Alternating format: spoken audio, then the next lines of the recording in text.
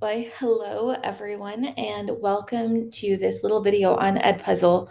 I have one that I've used in the past, but I have decided to update it because since it's the end of 2020 and everything that has gone on so far this year, there have been a lot of updates to a lot of our apps, and I want to just make sure that you have the most current information. So this is Edpuzzle. I'm just at edpuzzle.com. I have not logged in yet. I'm going to show you how to do that. So right here, it tells you make any video your lesson. That has not changed. And let's go ahead and get started. So I'm going to click get started. I am going to click that I'm a teacher. This is really, really, really important because when you set up your account, you want to make sure you set it up as a teacher. Now, I do already have an account, and so I could come over here to the corner and click login, but I'm just going to walk you through here. So I'm a teacher. That is my old account. No, I don't want to use that. So I'm going to sign in with Google.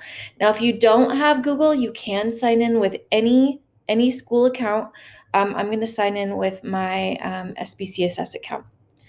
Now you can see it's going to just the same thing. I was signed in with Google. It took me right into my account. You can see I have a basic account. I don't pay for an account. You don't have to either. Edpuzzle is free. I would check with your school district though and see if you have a access to a paid account. If you do, I would certainly take advantage of that. But this is the interface. The interface in its of itself is it's kind of plain, but it's very streamlined, and I really, really like that. So you can see I do have some content here that's already, and I can search my content. These are just videos that I've used in other trainings. I can also, you can see on this side that there are some channels that you can look for different videos. Maybe you like YouTube, so I could come to YouTube and I could search within YouTube. And perhaps I want to look up, I don't know, I'm just thinking of what my own personal kids are studying right now. Let's do some art, color theory.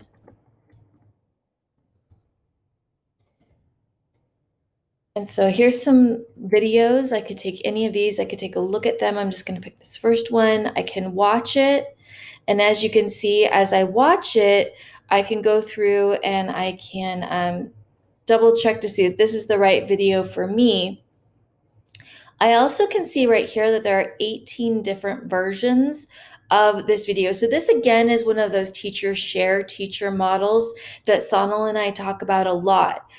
So the idea is that once you create a version of this video with your questions and so on and so forth, then it goes into this database that can be shared with other teachers. So we're not, recreating the wheel over and over and over again. So I can come down and look at any of these different versions. I don't know any of these people. These are just people that have taken this version. I'm going to click on Susan. I don't know who Susan is, but I can see the different questions. If I go here that she's added, I'm assuming Susan is a she. The visible spectrum of light is the whole range, true or false. Okay, cool. And I can actually go through and look at all of her different questions just by clicking on those little up arrows, or I could look on the side. Again, this is just a preview, and it tells me this right here. I'm just looking at this video from my teacher lens to see if this is a video, number one, that will work for what my content is, and number two, I'm looking at this teacher's with her questions, because if it works, I'll just use her version. So I'm just clicking through, and I can go to any of these different ones. The other nice thing I'm going to mention is that because I'm looking at a YouTube one, the closed captions, I can turn on closed captioning if I'd like. That increases accessibility for my students as well. Just going to go click it through. Would you ever wear a Hawaiian shirt? Now, I'm going to go ahead and pause this. I've never seen this video before, but I would change the way that wear is spelled here. That's just me, not bagging on Susan, but I get really anxious about spelling because, I don't know.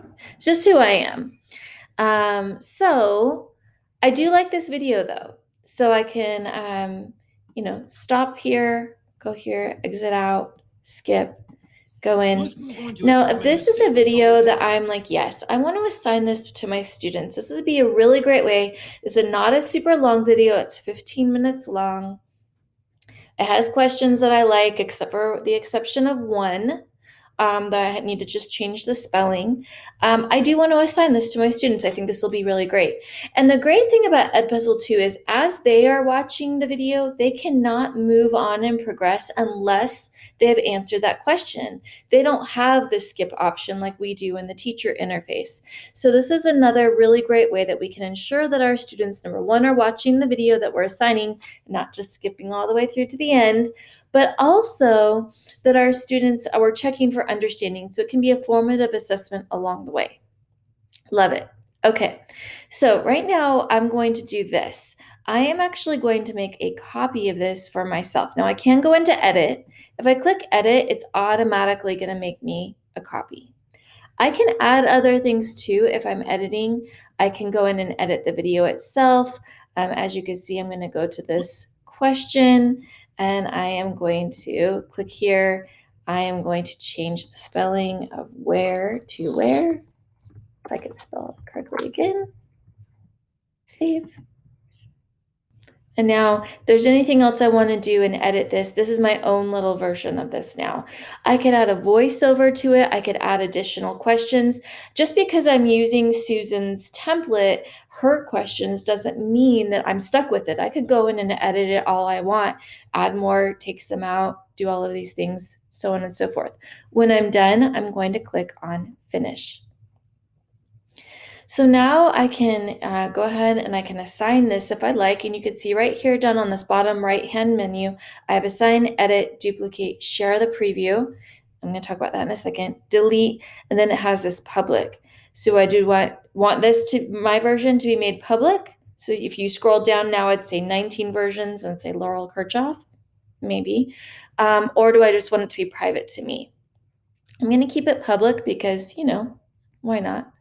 Now, if I was working with another teacher, perhaps in my grade level span, or maybe we share or teaching the same content, I could share this with my colleagues if we're going to create and divide and conquer on the work. So I could share it with them. Especially, I actually did this a lot with my my U.S. history team when I was in the classroom. We created a lot of videos together, and then we would share them, and we would really divide the work up, which was really nice. We had a really collaborative team.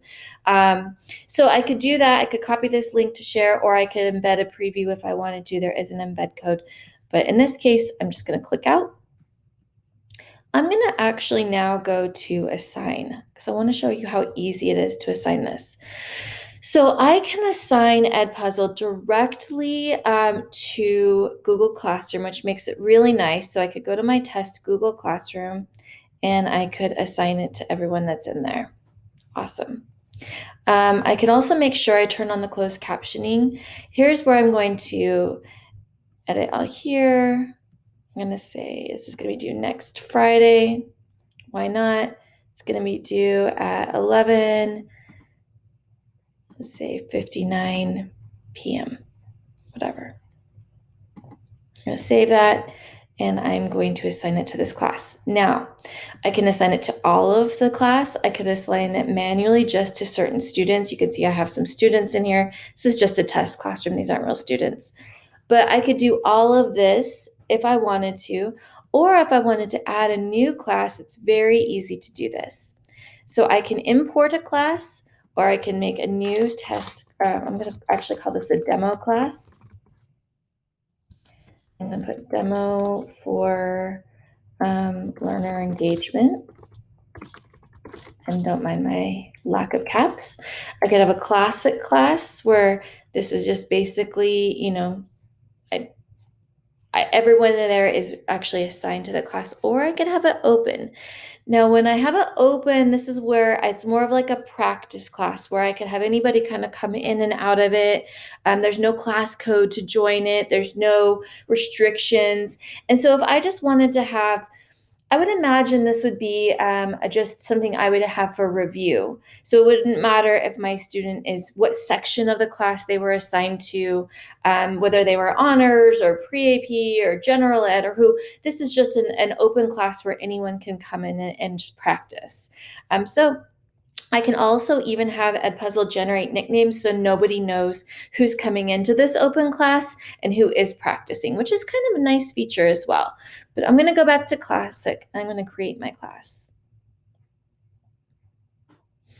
Now you can see I can assign this to any class that I want over here.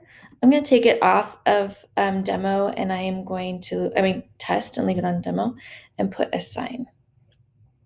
All right. So I've created this assignment. Right now, I don't have any students in this class yet. I will show you how to do that in a second.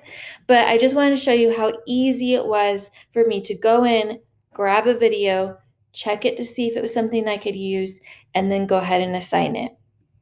Now, if you're good and you have an Edpuzzle account and you feel super confident, remember this is just an intro video. We can get deeper into Edpuzzle, but I highly recommend that this is just a great place to start. But let's talk about the other side of it now. Let's talk about the classes in the gradebook because that's the other side, right? We can assign all we want, but how do we actually get these grades? So I'm going to go to My Classes, which is right up here in the corner. And you can see I have my demo class, and it has that assignment that we just created in there. But I want to show you also adding a new class. Now, adding a new class from Google Classroom is super duper easy. So I'm just gonna, I'm gonna go back just so I can show you and walk you through what I did. So you need to sign in with Google for the pop-up. Okay, I'm just going back. So I'm gonna add a new class, Google Classroom. Now I'm going to choose my Google account and I have to give permissions. This is a really, really important step. If you don't give these permissions, your Edpuzzle and your Google Classroom are not going to talk to each other. Now, if you don't have Google Classroom, fear not. You can still import your students. Not that big of a deal. You can give them a code, have them join, and I can show you that as well. So I'm going to allow it. And now you can see all of my Google Classrooms over here have miraculously popped up. It's not a miracle, it's just Google. So I'm going to click Laurel's demo class and import that class. So now this is here, and now I can go ahead, I can add different instructions for this demo class, I can add different videos for this demo class, I can do anything I want, and it's completely linked. So let's talk about the gradebook really quickly. Now, I don't really have anything to show you in the gradebook because no one's actually taken any tests through this. No one's actually watched a video and actually done that kind of work. But this is where it would all show up. Let me see if I check one other place. No. Darn it. Well, it actually will, because you've already set your answers, it will, as your student takes the and watches the video, I don't want to say it takes the test, but watches the video and answers the questions, it will actually record them. And you know what? I have another video I'm going to link in on these slides that will show you this, because in my former district, I use this all the time. So I actually had some samples to show you. So I want to do that. So look for part B of this video. And in fact, I think we could probably stop there. I'm going to come back out. Again, there's lots that you can explore here. I always say just try it out. You can't break the internet. And your students, just be open with them. Let them know you're trying something new. And if it works out, great. And if it doesn't, try it again. I mean, honestly, that's the best part about, for me at least, was I felt like I was learning along with my students and they gave me tips and tricks of what worked for them. And we were able to have a really good dialogue. And remember, I was working with like 13 and 14-year-olds. I was a middle school teacher. So it's a really fun age, but they're very, very brutally honest about what's working and what's not. And I could learn along with them and learn from them as well. So I'm going to stop this video, and don't forget that grade book is going to be part B, and that's going to be linked in on the slides as well. All right, I will see you soon. Bye.